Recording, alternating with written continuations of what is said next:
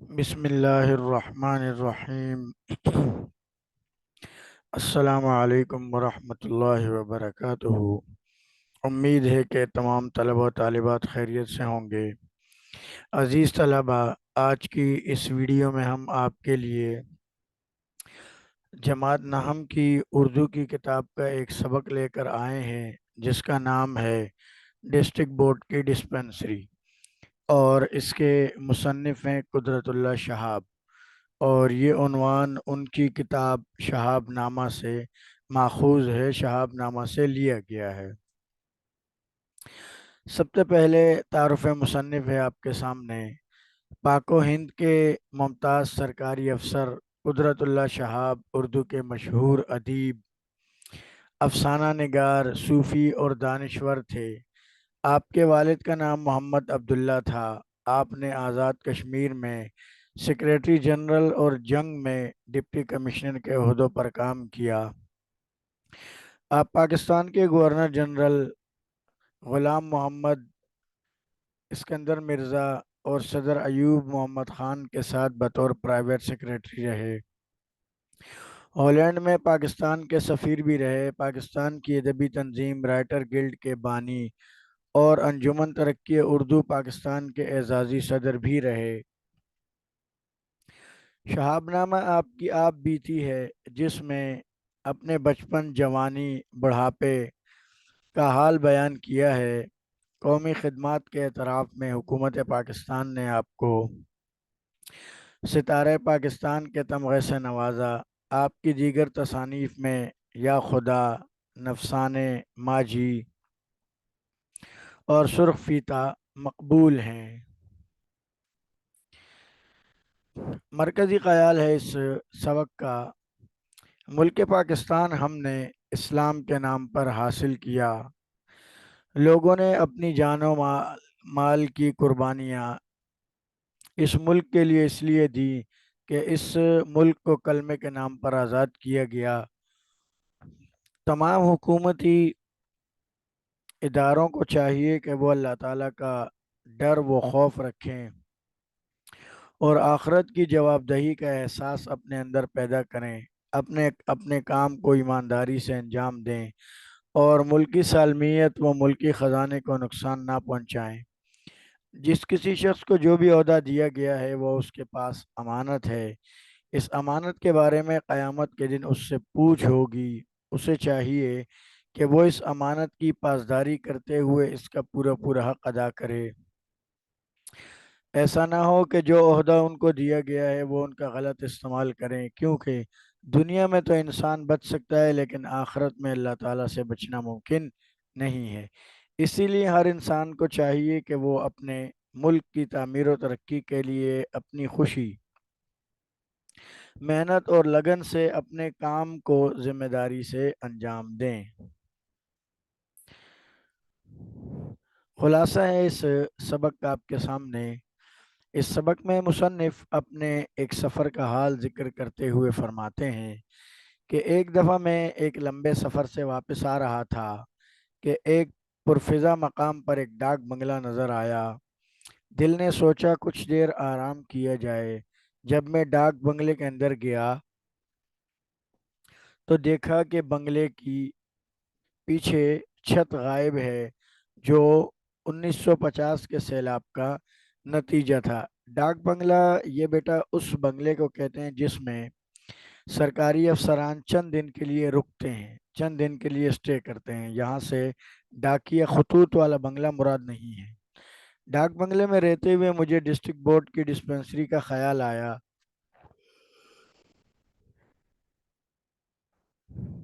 جو دور ایک گاؤں میں واقع تھی۔ بغیر اطلاع دیے دور دراز علاقوں میں اکیلے گھومنے کا مجھے شوق تھا۔ اس سے فائدہ یہ ہوتا کہ جو چیز ڈپٹی کمشنر کو نہیں دکھائی جاتی، مجھے اسے دیکھنے کا موقع مل جاتا۔ دور گاؤں میں مجھے ایک استبل نظر آیا، جو دراصل وہاں کا ایک اسپتال تھا، جس میں ڈاکٹر صاحب دھوتی اور بنیان پہنے اکڑو بیٹھے مریضوں کا معائنہ کر رہے تھے۔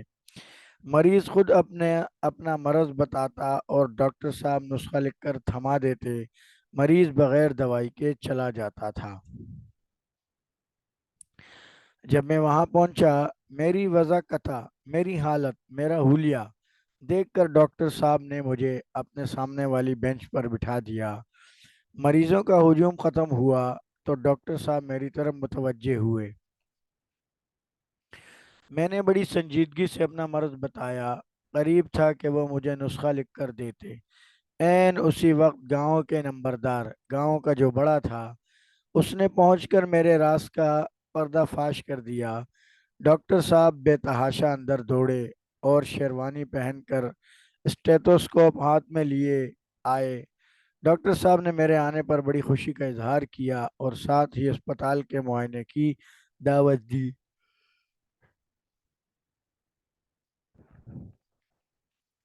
میں نے دیکھا کہ دوائی کی بوتلوں میں باسی پانی کے علاوہ اور کوئی دوائی موجود نہ تھی۔ ڈاکٹر صاحب نے کہا کہ اسپتال کا بجٹ تو باقاعدگی کے ساتھ سال کے شروع میں منظور ہو جاتا ہے، لیکن دوائیاں اکثر سال کے آخر میں یا اگلے سال آتی ہیں۔ پھر ڈاکٹر صاحب نے مجھے اپنی فرض شناسی کے بارے میں بتایا۔ ڈسپینسری کا انڈور وارڈ بھی مجھے دکھایا گیا، یعنی اندر ایک اور وارڈ جو ہے وہ بنا ہوا تھا، جہاں ڈاکٹر صاحب کی بھینسیں باندھی جاتی تھی، جو میرے آنے سے کچھ دیر پہلے ہی ہٹا دی گئی تھی۔ معائنے کے بعد ڈاکٹر صاحب نے مجھے وزٹر بک پیش کی کہ میں اس میں اپنی رائے کا اظہار کروں۔ میں نے اس میں لکھا کہ یہ اسپتال دنیائے طب میں ایک بنیادی حیثیت رکھتا ہے، جہاں دوائیوں کی جگہ نسخوں سے علاج کیا جاتا ہے۔ مریضوں کی تعداد دن بدن بڑھ رہی ہے۔ اسپتال میں داخل ہونے والے مریضوں کے لیے خالص دودھ کا خاطر خواہ انتظام ہے، کیونکہ وارڈ میں بھینسیں باندھنے کا بھی اچھا بندوبست ہے۔ گوبر وقت پر اٹھایا جاتا ہے۔ مکھیوں کی آمد و رفت پر کوئی پابندی عائد نہیں ہے۔ چند ماہ بعد جب میں دوبارہ اسی ڈسپنسری کو دیکھنے گیا تو وارڈ میں ڈاکٹر صاحب کی بھینسیں تو بدستور بندھی ہوئی تھی، اسی طرح بندھی ہوئی تھی، لیکن وزٹر بک کے جس ورق پر میرے پہلے معائنے کی رائے درج تھی وہ غائب تھی، یعنی وہ پھاڑ کر ہٹا دی گئی تھی۔ سوالات کے جوابات ہیں یہ۔ سوال نمبر 1 ہے، چوکیدار نے ڈاک بنگلے کے چھت کے غائب ہونے کی کیا وجہ بتائی؟ جواب ہے، چوکیدار نے ڈاک بنگلے کی چھت کے غائب ہونے کی وجہ 1950 کے سیلاب کو بتایا کہ اس سیلاب میں ڈاک بنگلے کی چھت بہہ گئی تھی۔ سوال ہے، مصنف نے دیہات میں گھومنے کے شوق کی کیا وجہ بیان کی؟ اس کا جواب ہے کہ مصنف کا کہنا ہے کہ یہ حقیقت ہے کہ میں جس چیز کو دیکھنا چاہتا ہوں، ہم جس چیز کو دیکھنا چاہتے ہیں وہ ہمیں دکھایا نہیں جاتا، بلکہ ہم سے اس کو چھپایا جاتا ہے۔ میں بغیر اطلاع دیے اسی لیے دور دراز علاقوں کا دورہ کرتا ہوں تاکہ حقیقت کو جان سکوں کہ حقیقت اصل میں کیا ہے۔ سوال ہے، مصنف کو گاؤں میں جو استبل نظر آیا وہ دراصل کیا تھا؟ جواب ہے، مصنف کو گاؤں میں جو اسپتال نظر آیا وہ وہاں کا ایک جو استبل نظر آیا وہ وہاں کا ایک اسپتال ہے جسے گورنمنٹ نے قائم کیا تھا۔ وہ ایک ڈاکٹر صاحب کے ذہن نگرانی تھا، لیکن ڈاکٹر صاحب کی اپنے فرض سے کوتاہی کی وجہ سے وہ ایسا نظر آ رہا تھا جیسا کہ ایک استبل ہو۔ سوال ہے، مصنف نے اسپتال کے انڈور وارڈ کو کیسا پایا؟ جواب ہے کہ مصنف نے گاؤں کے اسپتال کے انڈور وارڈ کو ایسا پایا کہ اس میں ڈاکٹر صاحب کی بھینسیں باندھی جاتی تھی، لیکن جو ہی ڈاکٹر صاحب کو کمشنر صاحب کی موجودگی کا پتہ چلا تو ڈاکٹر صاحب کے لوگوں نے وہاں سے بھینسوں کو ہٹا کر گوبر صاف کر دیا، لیکن گوبر کے کچھ نشانات نے کمشنر صاحب پر یہ واضح کر دیا کہ یہاں پر بھینسیں باندھی جاتی ہیں۔ سوال، گاؤں کے نمبردار کے بتانے پر ڈاکٹر صاحب کا کیا رد عمل تھا؟ جواب، گاؤں کے نمبردار کے بتانے پر جب ڈاکٹر صاحب کو پتہ چلا کہ یہ ڈپٹی کمشنر صاحب ہیں، تو وہ بھاگتے ہوئے اپنے کوارٹر میں گئے اور دھوتی بنیان کے اوپر شیروانی پہنے اسٹیتھوسکوپ ہاتھ میں لے کر برآمد ہوئے اور کمشنر صاحب کو خوش آمدید کہا۔ سوال کہ ڈاکٹر صاحب کس حلیے میں مریضوں کا معائنہ کر رہے تھے؟ جواب ہے، ڈاکٹر صاحب کرسی پر اکڑو بیٹھے، دھوتی اور بنیان پہنے مریضوں کا معائنہ کر رہے تھے۔ یہ اس سبق کے کچھ الفاظ ہیں جن کے جملے بنانے ہیں۔ پہلا لفظ خندہ پیشانی، دوسرا ہے سرعت، تیسرا ہے افتادہ، چوتھا ہے خوشنودی اور پانچواں ہے فی البدیہی۔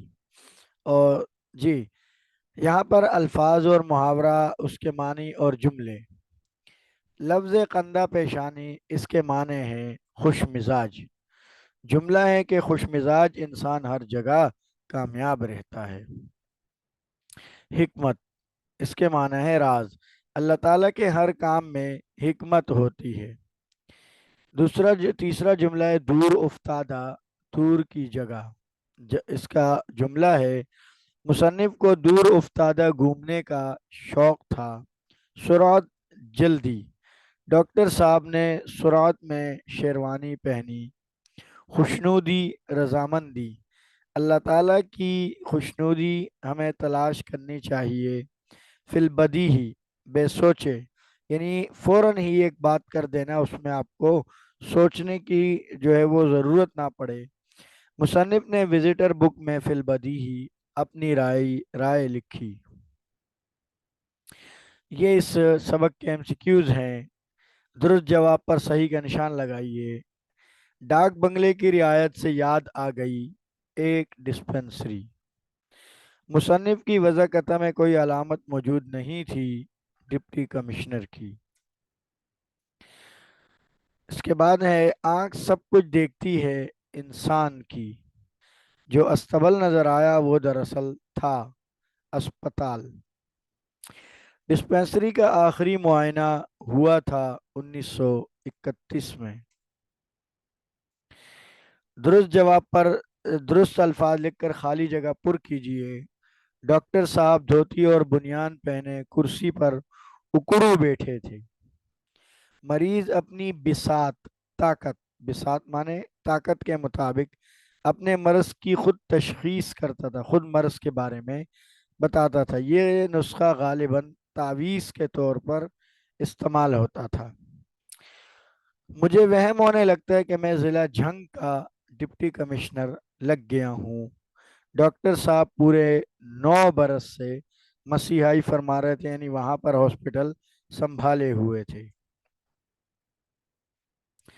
درست جواب پر صحیح کا نشان لگائیے۔ چینی کے بنے ہوئے ظروف سامان 150 سال پرانے تھے۔ غلط۔ اسپتال کے وارڈ میں ڈاکٹر صاحب کی بھینسیں باندھی جاتی تھی۔ صحیح۔ انسان کی آنکھ عموماً ترچھی ہوتی ہے۔ غلط ہے یہ۔ یہاں پر دوائیوں کی جگہ تعویذ سے علاج کیا جاتا ہے۔ غلط، نسخوں سے تھا وہ۔ وارڈ میں بکری باندھنے کا بندوبست ہے۔ غلط ہے یہ بھی۔ عزیز طلبہ، یہ مکمل ایک سبق تھا جو میں نے آپ کے سامنے رکھ دیا۔ امید کرتا ہوں کہ آپ ضرور اس سے فائدہ اٹھائیں گے اور دوسروں سے بھی ضرور شیئر کریں گے۔ چینل کو سبسکرائب کرنا نہ بھولیں تاکہ ہماری ہر نئی آنے والی ویڈیو آپ تک بآسانی پہنچ سکے۔ اس کو شیئر بھی کیجئے گا تاکہ جس طرح آپ اس سے فائدہ اٹھاتے ہیں، اپنے پیپر کو حل کرتے ہیں، اپنی کتاب کو حل کرتے ہیں، تو اس طرح اور طلبہ بھی اس سے فائدہ اٹھا سکیں۔ اگلی ویڈیو تک کے لیے اجازت دیجیے، دعاؤں میں یاد رکھیے گا۔ اللہ حافظ۔